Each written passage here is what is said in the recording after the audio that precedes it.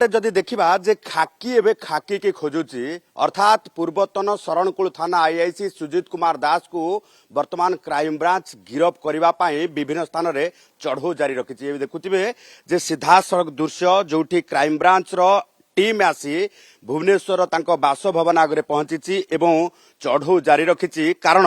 गत 20 तारिख रु जितेबाला हाइकोर्ट इंटरिम प्रोटेक्शन अर्थात नॉट टू अरेस्ट जो रखा जाइतला ताकू भैकेट कर सारी से समय सुजित दास 20 तारिख परठारु अंतर्धान हो जाइछंती। आज हूँ 26 तारिख तेणु एभली स्थिति रे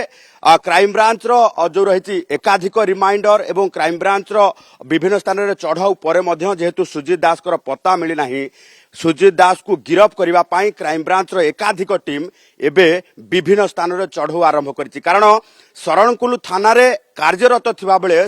जेतेबेले सुजित दास ये कारनामा सामना को आसीथिला जने महिला तांको विरोध रे संगीन अभियोग करथिले जे दुष्कर्म करथिबा नै कि परवर्ती समय रे पुलिस डीजी को निर्देश क्रमे तांको प्रथमे निलंबन करा जायतिला एवं तांको विरुद्ध रे सेही थाना रे शरणकुल थाना रे 133 बाई 2026 रे एक मामला रुजु करा जायतिला किंतु मामलार गुरुत्व एवं मामलार संगीन जो रही ताको देखिकी क्राइम ब्रांच पक्षरु ये मामला को टेकअप करा जायतिला सीडब्ल्यू पक्षरु अर्थात जो रही महिला विरोध रे जो अभियोग आसे से जो मामला को क्राइम ब्रांच तदंत करे सेतेबेले क्राइम ब्रांच रे स्वतंत्र विंग महिला उपरे होतिबा अत्याचार को महिला उपरे होतिबा मामला को लेकिन जो विंग रही स्वतंत्र विंग तैयारी करा जायछि से विंग ए मामला को टेकअप करिथिला एवं मामला नंबर 3 अर्थात क्राइम ब्रांच रो केस नंबर सीडब्ल्यू रो केस नंबर 3 रे गोटे मामला रुजु करा जायथिला एवं सुजित से समय रे हाईकोर्ट को जो द्वारस्थ हेबा सहित अंतरीण सुरक्षा नहीं अर्थात इंटरिम प्रोटेक्शन नहीं एवं हाईकोर्ट इंटरिम प्रोटेक्शन देवा सहित क्राइम ब्रांच को मध्य जो सीडीआर दाखल करने निर्देश दि जाइथिला। तबे याहारी भितरे जेतेबेले क्राइम ब्रांच तांको इंटरिम प्रोटेक्शन को अपोज करिथिला हाईकोर्ट को पक्षरु निर्देश दिया जाइथिला जे क्राइम ब्रांच रो तदंत रे जाई सहयोग करबा पई एवं क्राइम ब्रांच निकट रे सुजित हाजर हेबा सहित परवर्ती समय रे नयागढ़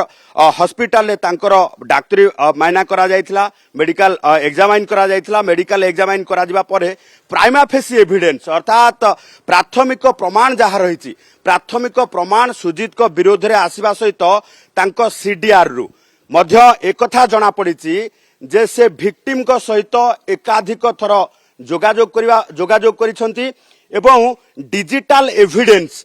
संपूर्ण भावे नष्ट करने चेष्टा करिसंती एवं तथ्य प्रमाण को नष्ट करने सहित विक्टिम को अर्थात पीड़िता को भयभीत करने सबु प्रकार उद्यम करिसंती। तेणु ये प्राइमा फेसी एविडेंस एवं एभली भावे तथ्य हाईकोर्ट को निकट में दाखल करने पर गत 20 तारिख रे सुजित कर जो रही इंटरिम प्रोटेक्शन संपूर्ण भावे भैकेट कर देइथिले हटै दिया जाइथिला। तेणु एभली स्थिति रे क्राइम ब्रांच पक्षरु जेतेबेले ये जो रही अंतरीण सुरक्षा को लेकिन संपूर्ण भावे जो रही हाईकोर्ट को निकट में आवेदन करा जाइथिला। तेणु वर्तमान क्षेत्र में आम जदि देखा जे हाईकोर्ट तांको निर्देश देइथिले सुजित को तल कोर्ट रे हाजर हो जामिन रे जाई परिबे अर्थात तल कोर्ट रे से आत्मसमर्पण करि परिबे। तबे एभली स्थिति रे तल कोर्ट रे ए पर्यंत आत्मसमर्पण करि नाहंती कि क्राइम ब्रांच तांको ए पर्यंत गिरफ करि पारि नाही। तेणु वर्तमान स्थिति रे संगीन मामला रे जड़ित होइथिबा संगीत मामला रे